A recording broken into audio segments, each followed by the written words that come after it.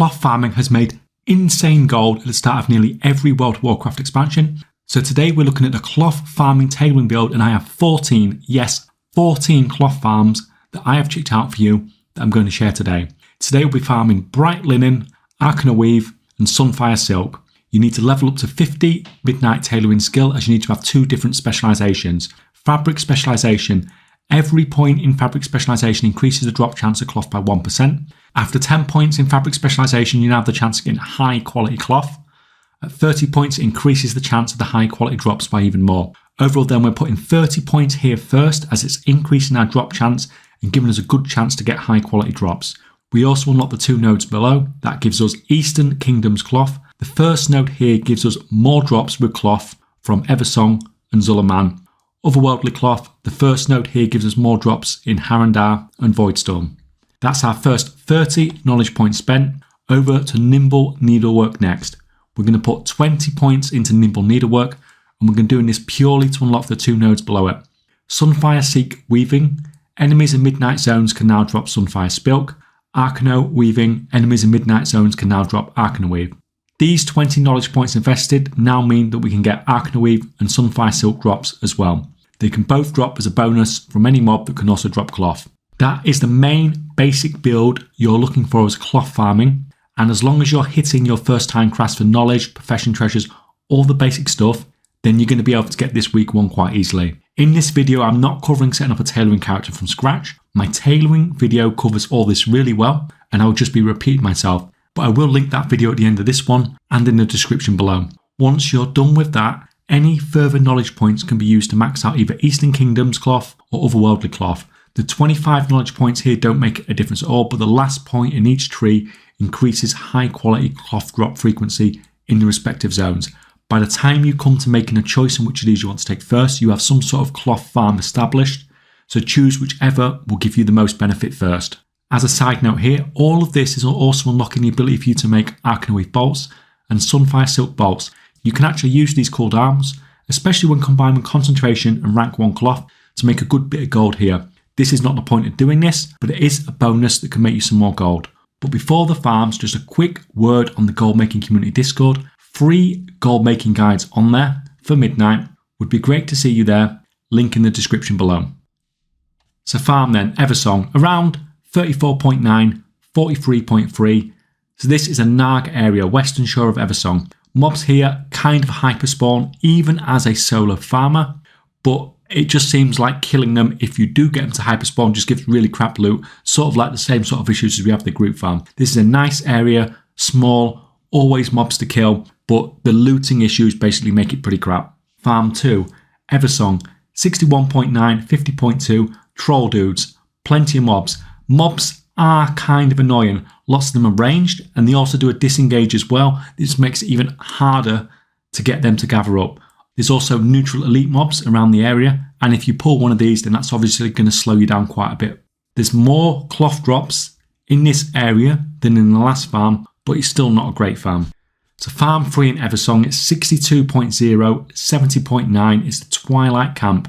There's a lot of casters in this area, but there's also a lot of areas where you can abuse line of sight to get them to stack up. For me as a solo player, this was probably the best area in Eversong, to be honest. Even that being said, it's still not blowing me away, but it's the best farm so far. So we've got another farm in Eversong, 37.0, 66.6, Naga. This is quite a large area with quite a lot of mobs, but the problem is that the mob density just isn't there. There's just too much space between all the mobs, and there's also a lot of beasts in the area as well. So not the best farm here. Farm 5 in Eversong. Now this is probably one of the ones that has the most potential. This is an elite level 90 area, but I could not test this because I was solo and I was only level 83. I just couldn't kill the mobs basically. So this is one that you guys will have to test and let me know in the comments below how it went. So farm 6 is in Zul'Aman, 50.6, 66.0. So this is the Murloc area in the southeast. So this has probably had the best drop rate of everything out of all the farms we've done so far. There is a great mob density here. For actually farming cloth, this is absolutely fantastic. When you come to do mining, herbing and fishing, you're going to absolutely hate this place. Be careful of the scale guard Murlocs because they have an AoE fear, but besides that, there's plenty of mobs, great pools, stuff like that. This is the best farm so far. So farm 7, Zul'Aman, 54.8, 73.1. This is the giant kind of dubs. The only problem with this area is the mobs go down quicker than you think they would, but the mob density is just too low. Farm 8, Zul'Aman, 43.6, 80.3. So this is a furbog camp.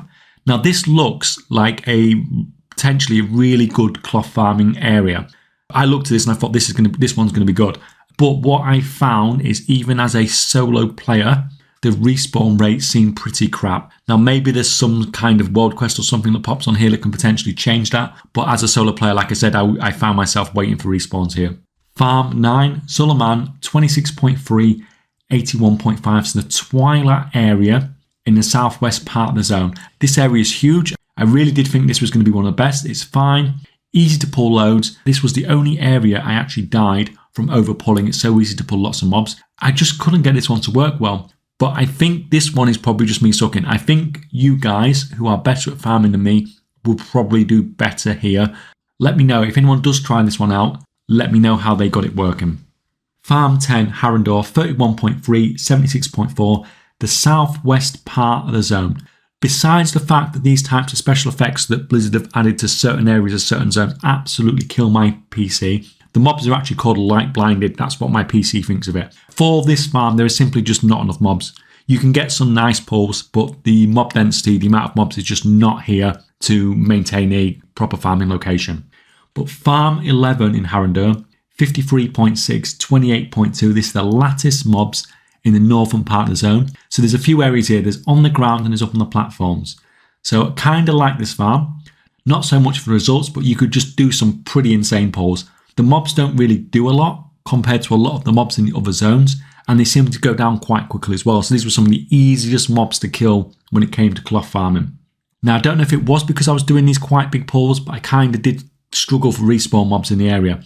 There's two areas, there's two platforms that you can do pulls in on the top, and then there's a western area and an eastern area down on the ground. So you are going to be flying around a little bit with this one, but I did kind of enjoy this farm, even though I did find myself waiting for mobs. Farm 12 Voidstorm, 38.9, 40.9, and we have the first of 3 of these very similar camps. Now, I feel this place has potential. There's, reasonable mob density. There's a lot of ranged mobs, but it's not too much of an issue if you keep your pulls a little bit smaller. Now, the main thing about this area is it's about 10 seconds flight from Master's Perch to the east. Now, this is interesting, as in Master's Perch, you can switch between turning war mode on and off. And this means you can jump phases at will for respawns really quickly.